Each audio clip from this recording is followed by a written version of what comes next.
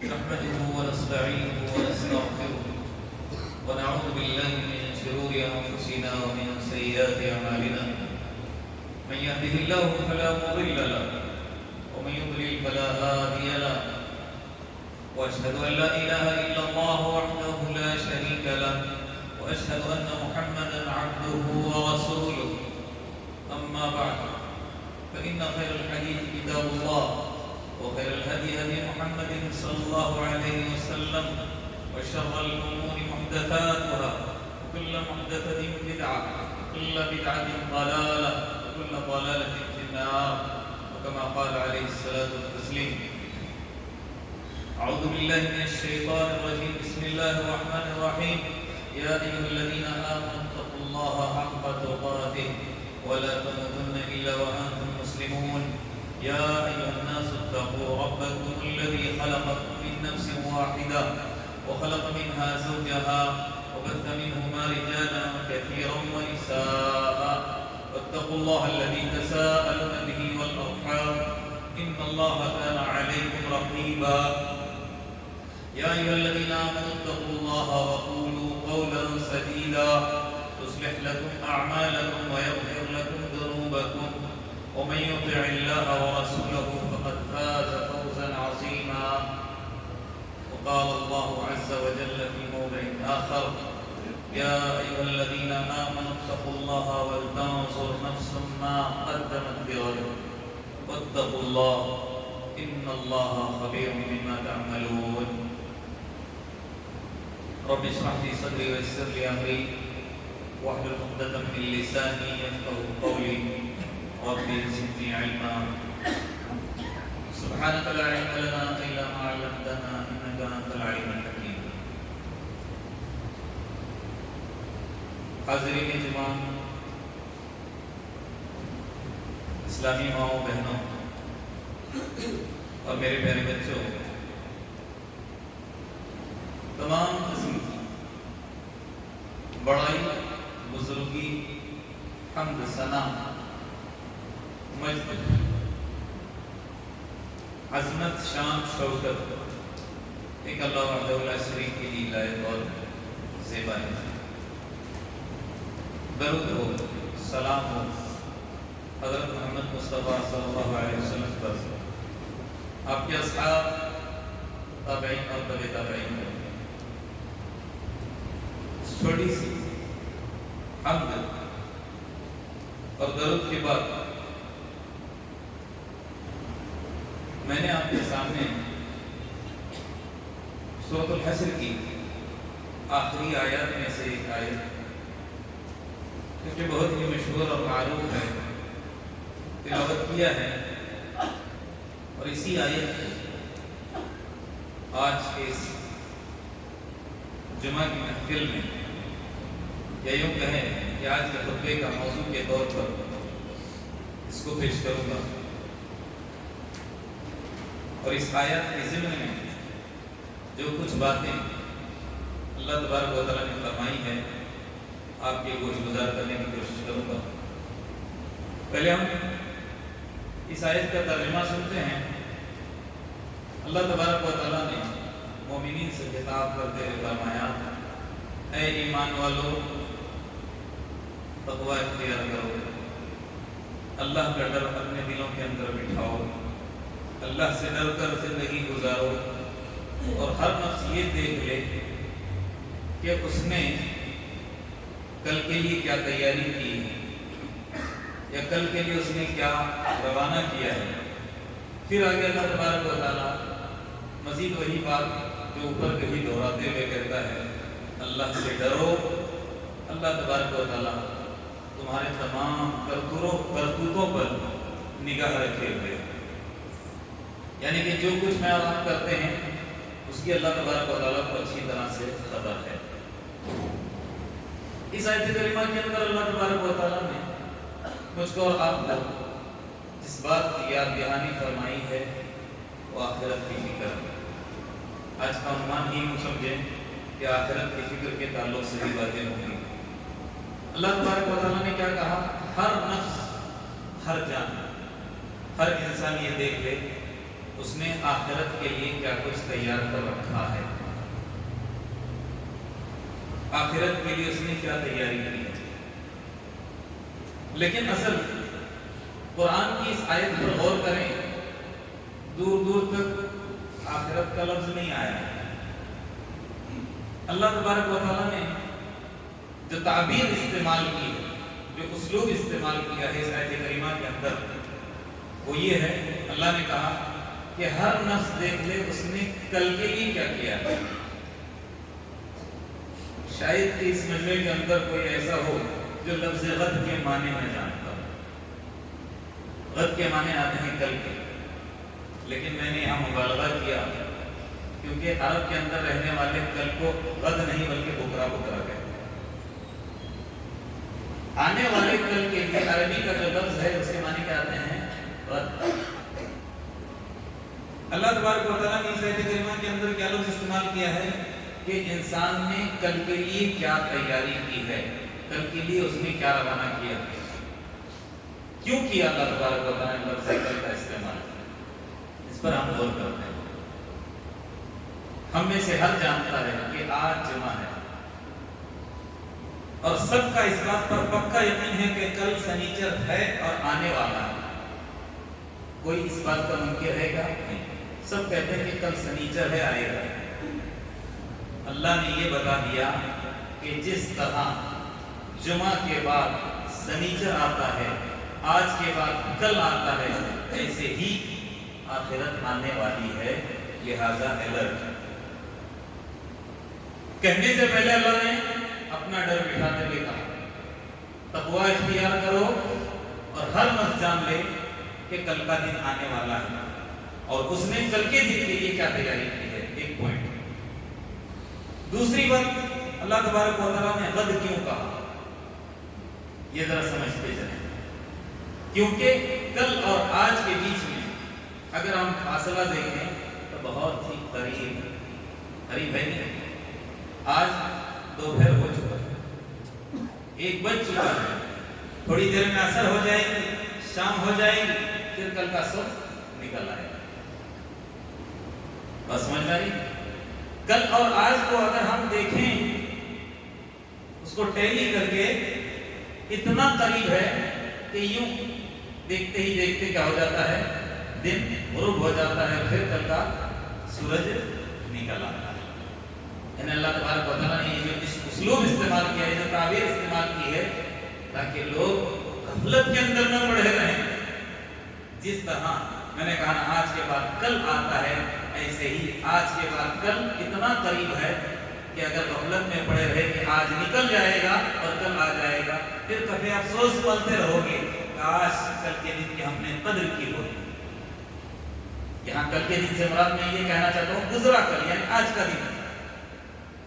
اور تیسری بات جو اللہ تبارک و تعالیٰ نے کہی ہے، کل کا اسلوب استعمال کر کے، کل کی تعبیر استعمال کر کے اللہ یہ بتانا چاہتا ہے آج ہی ہے دنیا، بس کل شروع ہو جائے گا تو سمجھو جتنے بھی آگے ایام آنے والے ہیں وہ آخرت ہے۔ اس کا مطلب یہ نہ سمجھے کل سے آخرت شروع ہو جائے گی۔ میں سمجھا رہا ہوں آپ لوگوں کو کہ کل کا جو لفظ اللہ نے استعمال کیا ہے آج کے مقابلے میں، یہ بتانا چاہتا ہے کہ دنیا اتنی مختصر ہے کہ اللہ نے آخرت کو سمجھاتے ہوئے کہا کہ کل آنے والی ہے آخرت، یعنی آج کا دن۔ یہی ہماری زندگی ہے، 60 سالہ کہیں، 70 سالہ کہیں، 100 سالہ کہیں، اللہ تبارک و تعالیٰ نے قرآن کے اندر اس قدر منظر کشی کی ہے، قرآن کا کاش میں اور آپ مطلب معنی مفہوم سمجھیں تو پھر کوئی مسئلہ ہی نہیں باقی رہے، غفلت ہماری جاتی رہے۔ اللہ نے سب سے پہلے کیا کہا؟ قل، کہہ دو متاع الدنیا قلیل، دنیا کا سامان بہت تھوڑا ہے، دنیا کی زندگی بہت ہی مختصر ہے۔ لیکن کل کے تعلق سے میں سمجھانا چاہ رہا ہوں کہ جب قیامت قائم ہوگی، آدمی اس دنیا سے رخصت ہو کر اس طرف چلا جائے گا، آخرت کی طرف منتقل ہو جائے گا، تو اس دنیا کو دیکھے گا جو اللہ نے یہاں پر سمجھایا ہے ہم کو کہ کل آخرت ہے، كأنهم يوم يرونها لم يلبثوا إلا عشية أو ضحاها۔ آخرت میں روانہ ہونے کے بعد اس دنیا کی طرف نگاہ دوڑا کر دیکھے گا 80 سالہ زندگی، 100 سالہ زندگی، بعض لوگ 150 سال، 125 سال، چلیے ہماری اور آپ کی اس امت کی 70، 80 اور 100 سالہ ہے۔ ہم سے پہلے بھی جو امتیں گزری ہیں جو 800 سال، ہزار سال جی کر اس دنیا سے رخصت ہو گئے، وہ بھی کیا کہیں گے؟ کأنہم یوم یرونہا لم یلبثوا الا عشیۃ او ضحاہا، یعنی ان کو ایسے محسوس ہوگا یہ 1000 سالہ، 500 سالہ، 100 سالہ زندگی وہ یا ہم نے صبح کا تھوڑا سا وقت یہاں پر گزارا ہے یا شام کا وقت ہم نے گزارا۔ اس سے کیا معلوم ہوا کہ آخرت اور دنیا کو اگر ہم سامنے رکھ کر دیکھیں، دنیا کی زندگی ہے ہی نہیں، اور جس کو بنانے میں، جس کو سنوارنے میں اس قدر ہم لگے ہوئے ہیں، لگتا ہے یہی آخرت ہے اور پھر آگے ہم کو رخصت ہی ہونا نہیں ہے۔ نا اللہ تبارک و تعالیٰ نے قرآن کے اندر کھول کھول کر بیان کیا ہے، نہیں اللہ تبارک و تعالیٰ کہتا ہے سوالیہ انداز میں کم لبثتم فی الارض، دنیا کے اندر کتنا رہ کر آئے، کتنا وقت دنیا کے اندر تم نے گزارا؟ کیا کہیں گے لوگ؟ قالوا لبثنا یوما او بعض یوم، ہم نے زندگی گزاری دنیا کے اندر، ہم ٹھہرے رہے، یومن ایک دن، او بعض یوم کا مطلب دن کا کچھ حصہ، بعض ایام نہیں ہے، بعض یوم کا مطلب دن کا تھوڑا سا حصہ، کچھ حصہ، جبکہ اس مجمع کے اندر 60 سالہ بھی ہوں گے، 70 سالہ بھی ہوں گے، یہ لوگ بھی کہیں گے۔ 4-5 سالہ بچے کی بات نہیں کر رہا ہوں میں، اللہ کے رسول نے کیا کہا ہے؟ اس امت کی جو عمریں ہوں گی 70 اور 60-70 کے بیچ میں ہوں، اگر اتنی بھی جی کر چلا گیا تو اس کو بھی ایسا لگے گا اس نے اس دنیا کے اندر کتنا وقت گزارا ہے، دن یا دن کا کچھ حصہ۔ پھر آگے اللہ تبارک و تعالیٰ کہتا ہے فاسأل العادین، پوچھو شمار کرنے والے جو کاؤنٹر ہیں، کاؤنٹ کرتے ہیں، گنتی کرتے ہیں، ان سے پوچھو کتنا رہ کر آئے۔ اور دراصل جو ایمان والا ہوتا ہے، جس کا اللہ تبارک و تعالیٰ نے قرآن کی جب ابتدا کی ہے سورہ بقرہ میں شروع کے اندر ایک جملہ کہا، اس جملے پر ذرا غور کریں۔ اللہ نے شروع میں کہا الف لام میم ذالک الکتاب لا ریب فیہ ھدی للمتقین الذین یؤمنون بالغیب ویقیمون الصلاۃ ومما رزقناہم ينفقون والذین یؤمنون بما انزل الیک وما انزل من قبلک، یہ جملہ بتانا چاہتا ہوں، وبالآخرۃ ھم یوقنون، ایمان والے جو ہوتے ہیں ان کا اللہ کی ذات پر ایمان ہے، اللہ کی ذات پر ان کا ایمان ہے، آخرت پر ایمان ہے، لیکن یہاں اللہ نے کیا کہا وبالآخرۃ ھم یوقنون، آخرت کے آنے کا بھی کنفرم یقین ہے۔ مومن آخرت کا انکار نہیں کرتا، وہ یقین کرتا ہے، 100% یقین کرتا ہے کہ اس کو اس دنیا سے کیا ہونا ہے، رخصت ہونا ہے، آخرت کی طرف جانا ہے۔ لہذا یہ آیتیں ہم کو کیا بتاتی ہے کہ تھوڑی دیر کے لیے بھی غفلت مجھ کو اور آپ کو گوارا نہیں کرنا ہے۔ میری اور آپ کی سانسیں جو گزر رہی ہے، یہ سانسوں کے گزرنے کے ساتھ ساتھ آخرت کا تصور ان سانسوں کے ساتھ لگا رہنا چاہیے۔ میں اور آپ چل رہے ہوں، پھر رہے ہوں، اٹھ رہے ہوں، بیٹھ رہے ہوں، میرا اور آپ کا دھیان کس طرف ہونا چاہیے؟ آخرت کی طرف۔ آخرت ذرا برابر ہمارے ذہن اور تصور سے غائب نہیں ہونا چاہیے۔ اور کیسے غائب ہو؟ جب ہم اپنے آنکھوں کے سامنے لوگوں کو دن بدن اس دنیا سے رخصت ہوتا دیکھ رہے ہیں، اور اگر پھر ہم کہیں کہ اپنے آپ کو مومن اور پھر تصور نہ رہے تو ہم کہاں کے مومن ہو سکتے ہیں؟ اللہ نے کہا وبالآخرۃ ھم یوقنون، مومنین مطلب ایسے ہیں کہ آخرت کے تعلق سے ان کا یقین کنفرم ہے، پکا ہے، وبالآخرۃ ھم یوقنون۔ اور جس کے دل کے اندر آخرت کا تصور نہیں ہوتا ہے، اس کی بھی منظر کشی اللہ تبارک و تعالیٰ نے کی ہے قرآن کے اندر۔ کیا فرماتا اللہ تبارک و تعالیٰ؟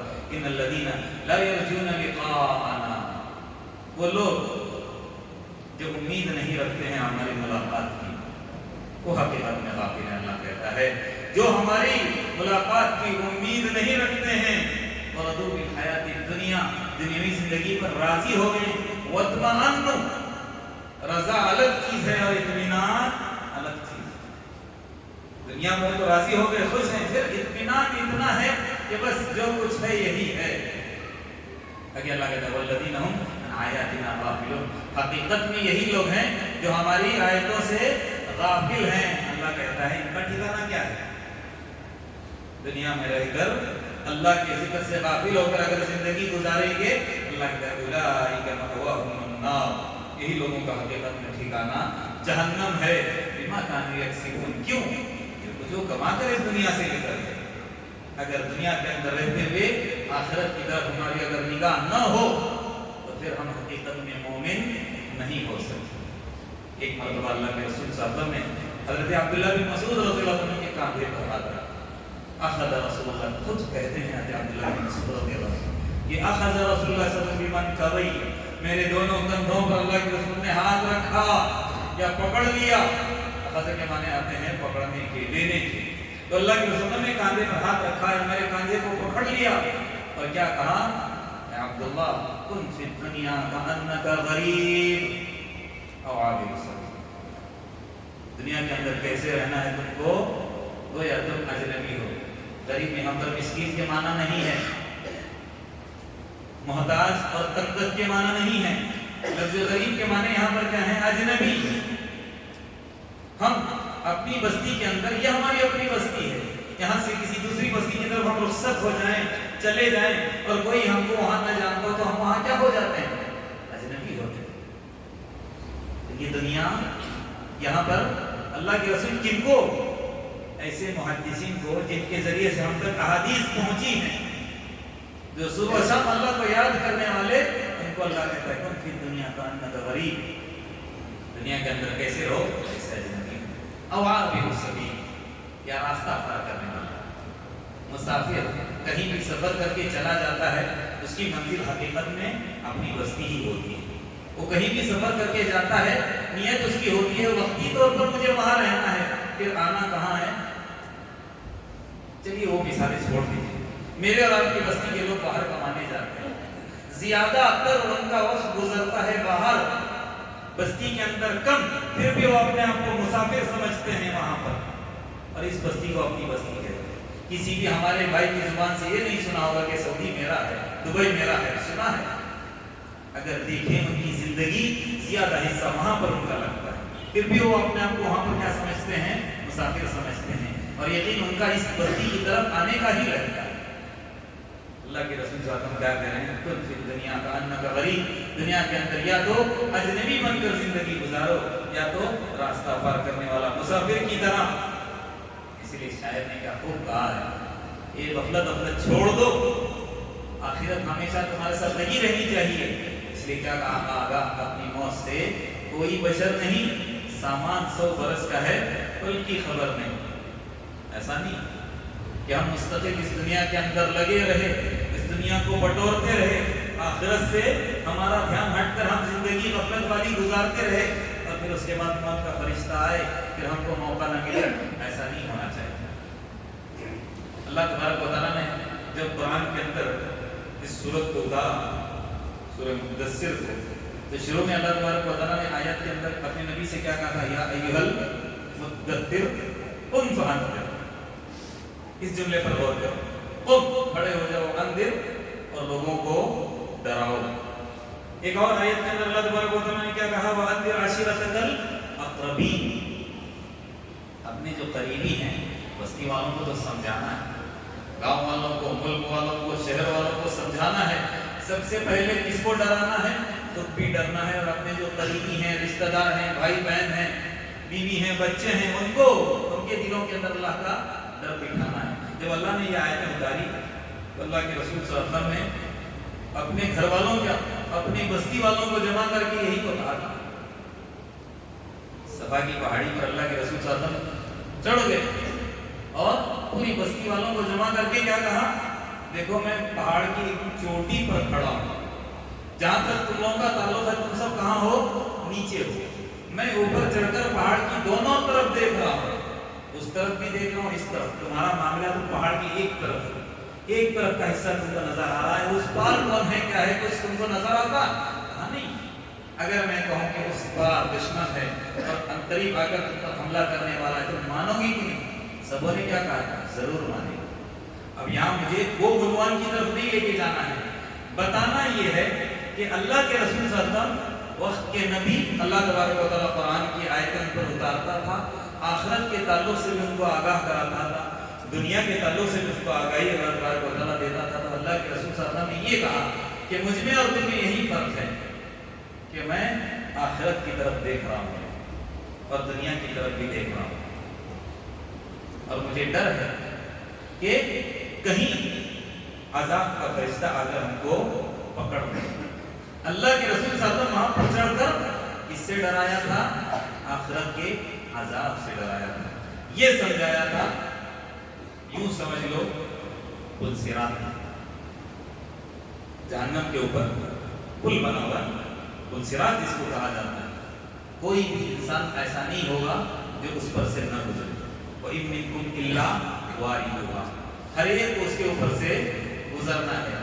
مومنین ایمان والے بآسانی اس کے اوپر سے گزر جائیں گے، اور اللہ کے نافرمان اور غافل لوگ اس پر سے پار نہیں ہوں گے، بلکہ وہ پھسل کر کے گر جائیں گے۔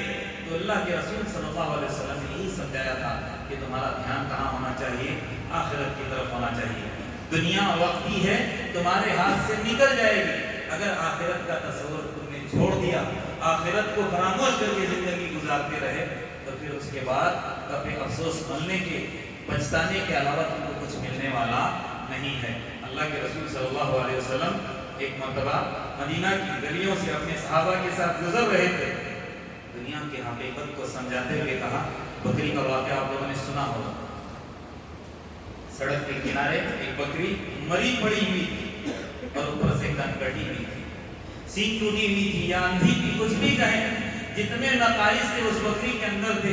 اللہ کے رسول صلی اللہ علیہ وسلم اپنے صحابہ کے ساتھ جاتے ہوئے اس بکری کی طرف اشارہ کر کے کہا کہ مجھ سے اس کو 1 درہم میں کون خریدے گا؟ صحابہ کرام نے کہا، اللہ کے رسول اگر دیکھا جائے اس کے اندر نقائص ہی نقائص ہیں، کمیاں ہی کمیاں ہیں، یہ اگر زندہ بھی ہو تب بھی ہم 1 روپے میں اس کو نہیں خریدیں گے، اور مزید برآں یہ تو مری ہوئی ہے، کیسے ہم اس کو خرید سکتے ہیں؟ اللہ کے رسول صلی اللہ علیہ وسلم نے کہا کہ دنیا کی مثال بھی بالکل بہت ایسے ہی ہے جیسے یہ بکری ہے، مری پڑی ہوئی ہے اور اس کے اندر نقائص ہی نقائص ہے، اور آخرت کیا ہے؟ وہ ہمیشہ کا گھر ہے، وہ قیمتی ہے۔ اللہ کے رسول نے کیا کہا؟ الا ان سلعۃ اللہ الغالیہ، اللہ کا سودا بہت ہی مہنگا ہے، بہت ہی قیمتی ہے۔ الا ان سلعۃ اللہ الجنہ، سنو اللہ کا جو سودا ہے وہ کیا ہے؟ جنت ہے۔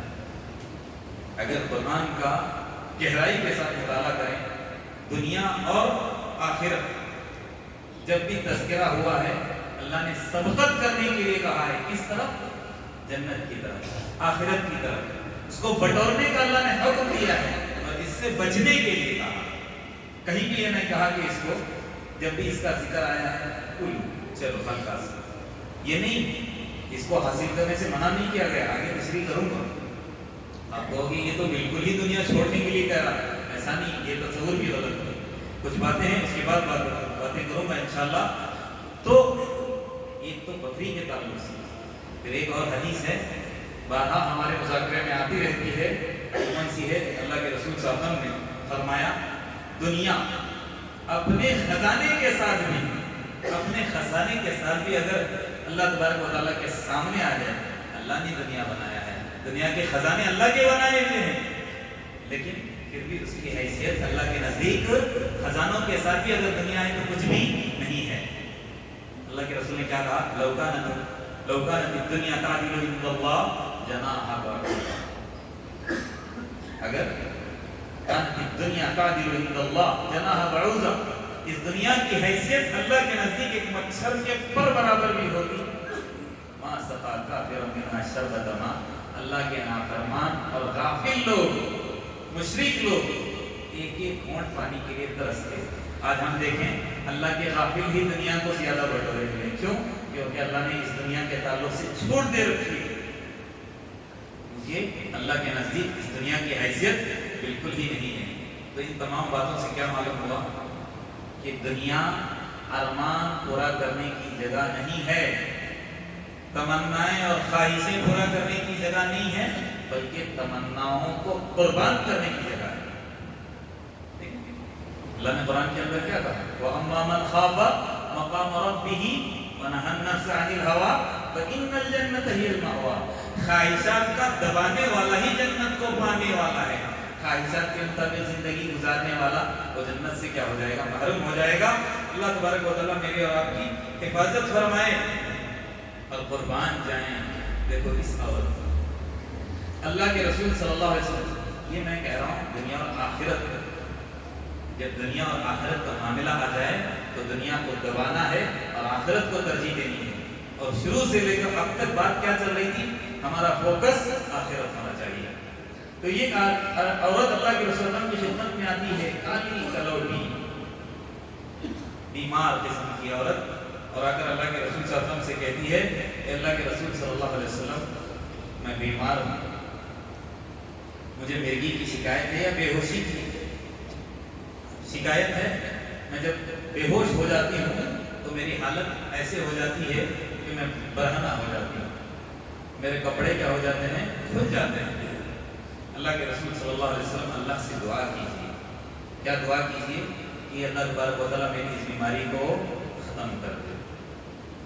اللہ کے رسول صلی اللہ علیہ وسلم نے کہا دو آپشن ہیں، یہ نہیں کہا کہ دعا نہیں کروں گا، ذرا دھیان سے سنیں، تو کہتی ہے تو میں دعا کرتا ہوں فوراً اللہ تبارک و تعالیٰ اس بیماری کو کیا کرے گا؟ ختم کرے گا۔ لیکن ایک اور آپشن ہے میرے لیے، تو کیا ہے؟ تو کہے تو میں اللہ سے دعا کرتا ہوں یہ تیری بیماری ایسے ہی باقی رہے اور اس کے بدلے میں اللہ تجھے جنت دے۔ جہاں جنت اور دنیا کو مقابلے میں لایا گیا، اس عورت نے کیا کہا؟ اللہ کے رسول ساری زندگی جب تک میری زندگی باقی ہے اس بیماری میں رہنا پسند کرتی ہوں، کیونکہ آپ نے سودا کس کے ساتھ کیا ہے؟ جنت کے ساتھ، مجھے جنت چاہیے، یہ بیماری مجھے منظور ہے، لیکن اتنا سا میرا کام کیجیے، اللہ تبارک و تعالیٰ سے دعا کیجیے کہ جب میں بے ہوش پڑی رہوں، جب وہ میری حالت ہو جائے بیماری والی، تب میں ننگی نہ ہوں، بے پردہ نہ ہوں۔ دیکھیے عورت بیماری کے عالم میں بے پردگی سے اللہ کے رسول صلی اللہ علیہ وسلم سے دعائیں کروا رہی ہے کہ اللہ تبارک و تعالیٰ مجھے پردے میں رکھیں۔ اور آج کل میری اور آپ کی مائیں بہنیں، اللہ حفاظت فرمائے، یہ جو آج کل کا ماڈرن زمانہ اپنے آپ کو آئیڈیل بناتے ہیں، برقعے بھی پہنتے تو شرم محسوس ہوتی ہے، ایسا ٹائٹ فٹنگ پہن کر آتی ہیں۔ اللہ کے رسول صلی اللہ علیہ وسلم نے منع کیا ہے ایسا برقع یا ایسا کپڑا پہننے سے، جس سے سارا ہمارا بدن نظر آ جائے، نشیب و فراز۔ اور مزید برآں آج کل دیکھیں تو کالا برقع تو چلا جا رہا ہے دن بدن، ایسا لگ رہا ہے کہ عورتیں گھر سے نائٹی پہن کر نکل، رنگ برنگی برقعے پہن کر کے۔ اس سے ایک بات آپ ذہن میں رکھیں میری مائیں بہنیں کہ اگر کوئی عورت غلط منع نہیں پہن کر آتی ہے، اس سے بھی لوگ فوراً نشاندہی کرتے ہیں کہ فلانی عورت ہے، فلانے گھر کی ہے۔ آپ ساری کی ساری کالے لباس کے اندر آئے گی تو کوئی محسوس نہیں کرے گا کہ کون سی ہے کیا ہے، اندازہ لگوا رہے ہیں آپ اس طرح اپنے ڈریس کو بدلوا کے۔ اور مزید چیز کیا ہے؟ ٹائٹ، آپ سمجھتے پردے میں ہیں؟ نہ، یہ پردہ رہ کر بے پردہ ہے۔ جب آدمی اپنا پورا بدن، مردوں کو بھی اللہ کے رسول نے منع کیا ٹائٹ فٹنگ پہننے سے، پھر عورتوں کو کہاں سے اجازت مل سکتی ہے؟ قربان جائے اس ماں پر، اس عورت پر کیا کہہ رہی ہے؟ اللہ کے رسول سے دعا کیجئے جب میں بے ہوشی کے عالم میں ہوں تو اللہ تبارک و تعالیٰ میرے پردے کو سلامت رکھے۔ اور قربان کیا اس دنیا کو، اپنے پیروں تلے رون دیا اور آخرت کو ترجیح دی کہ مجھے جنت چاہیے، بھلے میں بیماری کے اندر پڑی رہوں لیکن ایک دعا ضرور کی۔ اسی طرح صہیب رومی کا بھی واقعہ آپ لوگوں نے سنا ہوگا، جب مکہ سے مدینہ کی طرف چلتے ہیں اسلام قبول کرنے کے بعد، اپنے ساز و سامان کے ساتھ نکلتے ہیں تو راستے میں مشرکین جو مکہ ہیں، کفار مکہ، ان کو روکتے ہیں، یہ جتنی پراپرٹی تم لے کر نکل رہے ہو مدینہ کی طرف، یہ یہاں کی کمائی ہوئی ہے، یہاں پر چھوڑ کر چلے جاؤ۔ جیسا کہ آج کل کا ڈیزائن بنا ہوا ہے، آپ باہر چلے جاتے ہو کمانے کے لیے، اب ان لوگوں نے بھی پلان شروع کیا، یہاں کماتے ہو، یہاں سے بٹور کر لے کے جاتے ہو، اتنا فیصد تمہارا یہاں پر بھی خرچ ہونا چاہیے۔ ہو رہا ہے نئے ڈیزائن کے ساتھ لوگوں کا پیسہ بٹورنے کا آئیڈیا شروع کیا۔ خیر میرا وہ عنوان نہیں ہے۔ تو رومی، حضرت صہیب رومی رضی اللہ عنہ کو کفار نے روکا اور کہا یہ سب سامان یہاں چھوڑ کر کہاں چلے جاؤ؟ مدینہ چلے جاؤ، ہم کو کوئی اعتراض نہیں، آپ یہاں سے نکل جاؤ، کوئی مسئلہ نہیں، لیکن یہ جتنا سامان یہاں کا کمایا ہوا ہے یہیں پر چھوڑ کر جاؤ۔ تو انہوں نے کیا کر دیا؟ تمام سامان کو چھوڑ کر خالی ہاتھ چلے گئے۔ اللہ کے رسول صلی اللہ علیہ وسلم کی خدمت میں پہنچ کر اپنا سارا واقعہ سنا دیا۔ اللہ کے رسول صلی اللہ علیہ وسلم نے واقعہ سن کر کیا کہا؟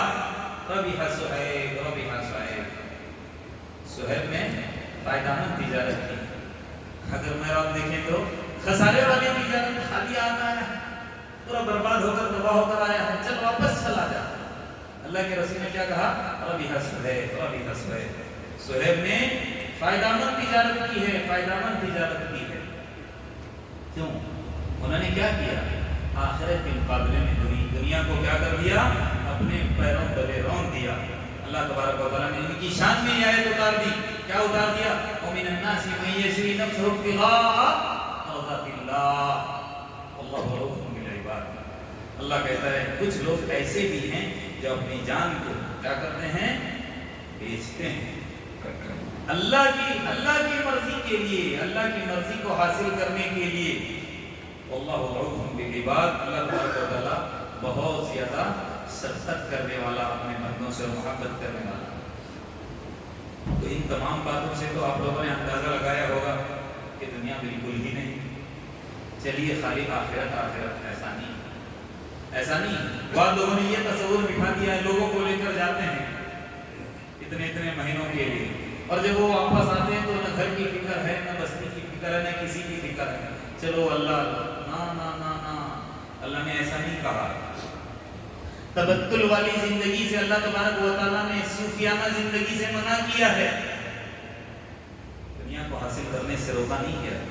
قرآن یہ بھی کہتا ہے نا، کیا کہتا ہے؟ وَسَخَّرَ لَكُم مَا فِي السَّمَاوَاتِ وَمَا فِي الْأَرْضِ جَمِيعًا۔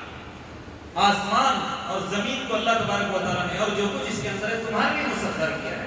یہ ساری دنیا تمہاری ہے، دنیا کی چیزیں تمہاری ہیں، خوب کماؤ، منع نہیں۔ ایک دکان ہے، 2 بناؤ، 2 سے 4 بناؤ، منع نہیں ہے، لیکن کرنا کیا ہے کہ جب موقع آئے آخرت اور دنیا کا تو دنیا کو پیروں تلے رونگنا ہے اور آخرت کو کیا کرنا ہے؟ ترجیح دینی۔ ورنہ عبد الرحمن بن عوف پیدا نہیں ہوتے، حضرت عثمان بن عفان پیدا نہیں ہوتے، کیا انہوں نے تجارت نہیں کی؟ ابھی تھوڑے دن پہلے تفسیر میں کیا واقعہ آیا؟ غزوہ تبوک کے موقع پر 100 اونٹ دیے تھے اور 1000 درہم کی تھیلی لا کر دیا تھا، اور کیسے ہوں پورے اس کے پالان کے ساتھ بیٹھنے کے لیے سواری۔ یوں سمجھ سکتے ہیں کہ آج کل کے اگر دور کے اعتبار سے 100 کروڑ اللہ کے راستے میں کار یا کون سی لمبورگینی جو بھی ہے اس کو قربان کر دیا تھا۔ کون؟ حضرت عثمان۔ ایسے کروڑ پتی تھے، ایسے ملینر تھے، حاصل کیا انہوں نے۔ کیوں؟ دنیا بھی حاصل کرنا ہے، دین کو فروغ دینے کے لیے، دین کی ترقی کے لیے دنیا بھی حاصل کرنا ضروری ہے۔ خالی آخرت کر کے اگر ہم دنیا کے اعتبار سے کنگال ہو جائیں گے تو بھی لوگوں کی نگاہ میں ہماری کچھ حیثیت ویلو نہیں رہے گی۔ دین کے کام کرنے کے لیے بھی رکاوٹ ہے اگر ہم تک دست بند کر رہے ہیں۔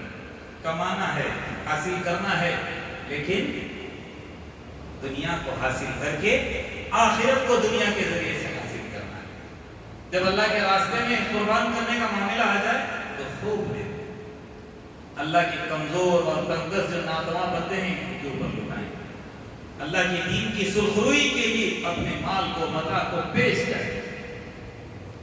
ورنہ صحابہ کا آپ لوگوں نے واقعہ سنا ہوگا، کچھ غریب صحابہ آ کر اللہ کے رسول صلی اللہ علیہ وسلم کے پاس کیا شکایت کرتے ہیں؟ اللہ کے رسول فلانے بہت زیادہ پیسے والے، اللہ کے راستے میں خوب خرچ کرتے ہیں اور وہ زیادہ اجر پاتے ہیں صدقہ خیرات کر کے، ہمارے پاس تو نہیں ہے کچھ، ہم کیا کریں؟ تو اللہ کے رسول نے کیا کہا؟ ہم کو کچھ اذکار دے دیا کہ یہ اذکار پڑھا کرو، تم ان کے برابر ہو جاؤ گے۔ لیکن وہ مالدار صحابہ جن کو اس کے بارے میں علم حاصل ہوا تو اذکار بھی کرنے لگے، پھر آ کر شکایت کرنے لگے اللہ کے رسول سے، اللہ کے رسول یہ کیا معاملہ ہے؟ آپ نے ہم کو بتایا تھا، وہ اذکار بھی وہ کرنے لگے۔ تو پھر کیا کہا؟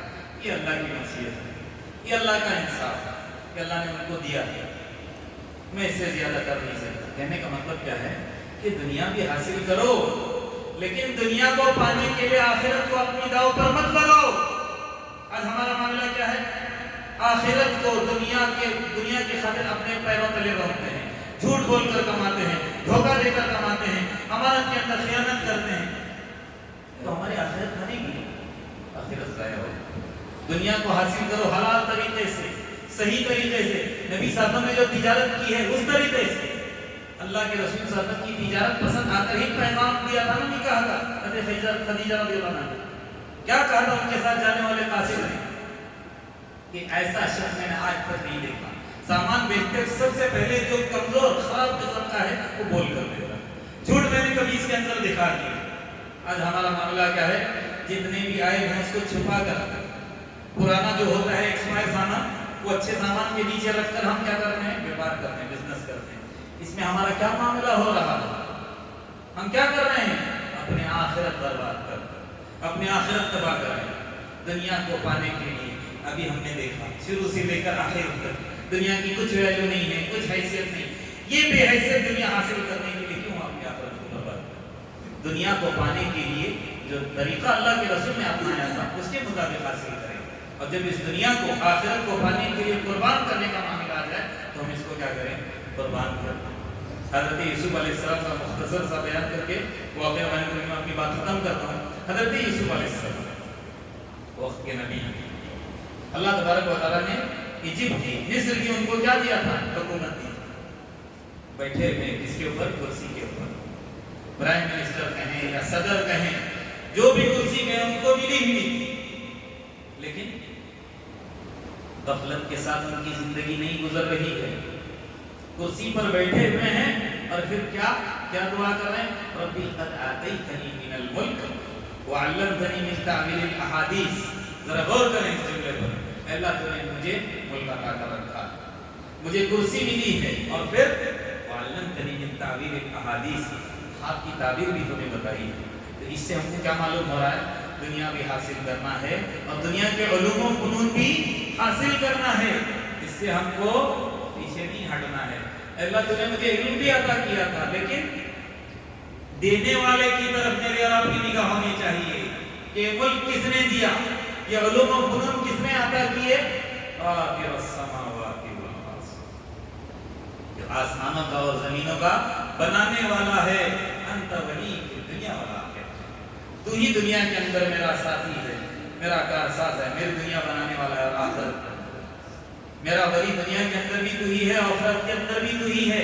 اور دعا کیا کر رہے ہیں، توفنی، مجھے وفات دینا، اسے مسلمن، اسلام کی حالت، اسے اللہ سے ہمیشہ ہماری دعا ہونا، اللہ جب تک زندگی ہے اللہ تو ہم کو رکھے باقی اسلام کے ساتھ رکھ، اور جب ہماری موت آئے تو اسلام پر آئے، یہی سستا سودا، اس سے بڑھ کر پھر سودا نہیں ہو سکتا۔ ساری زندگی اللہ کی یاد میں گزر کر ایمان پر چلے جائیں، اس سے بڑھ کر پھر کوئی سستا سودا نہیں ہو سکتا، یاد رکھیں۔ تو کیا دعا کریں، توفنی مسلمہ، اللہ مجھے اسلام کی حالت میں وفات دے، والحقنی بالصالحین، اور مجھے نیکوکاروں کے ساتھ ملا۔ جب وہاں آخرت وفا ہو، حشر وفا ہو، تو میں کون سے زمرے میں ہوں، نیک لوگوں کے ساتھ، تیرے برگزیدہ بندوں کے ساتھ میرا شمار ہو، جبکہ وہ وقت کے نبی ہیں۔ اب ہم دیکھیں ہم کیا کریں، یہ جتنی بھی باتیں ہیں اس سے ہم کو کیا کرنا ہے، عبرت حاصل کرنا۔ صحابہ کے واقعات، انبیاء کے واقعات، صلحاء کے واقعات، یہ قرآن کی آیات یہ بتاتی ہیں کہ دنیا کی زندگی جو ملی ہوئی ہے مختصر سی گزارو، خوشی کے ساتھ گزارو، لیکن آخرت کو سامنے رکھتے ہوئے گزارو۔ یہ نہیں کہ اگر آخرت کو نے اپنے ذہن سے تصور سے نکال دیا تو دنیا جو ہاتھ سے نکل جائے گی، پھر اس کے بعد بجائے کبھی افسوس کی مرنے کے اور کچھ باقی نہیں رہے گا۔ آخر میں اللہ تبارک و تعالیٰ سے دعا ہے جتنی باتیں ہم کہتے سنتے سناتے ہیں اس کے مطابق عمل کرنے کی توفیق عطا فرمائے۔ اللہ تبارک و تعالیٰ آخرت کا دھیان ہم کو نصیب کرے، جب تک زندہ رکھے، ایمان کے ساتھ رکھے، جب ہماری موت آئے تو اللہ تبارک و تعالیٰ ایمان پر ہماری موت لائے۔ ربنا آتنا فی الدنیا حسنہ وفی الآخرۃ حسنہ وقنا عذاب النار۔ ربنا علیک توکلنا وإلیک انبنا وإلیک المصیر۔ ربنا تقبل منا إنك أنت السميع العليم وتب علينا إنك أنت التواب الرحيم۔ بارك الله لي ولكم في القرآن العظيم ونفعني وإياكم بما فيه من الآيات والذكر الحكيم۔ أقول قولي هذا وأستغفر الله لي ولكم ولسائر المسلمين من كل ذنب فاستغفروه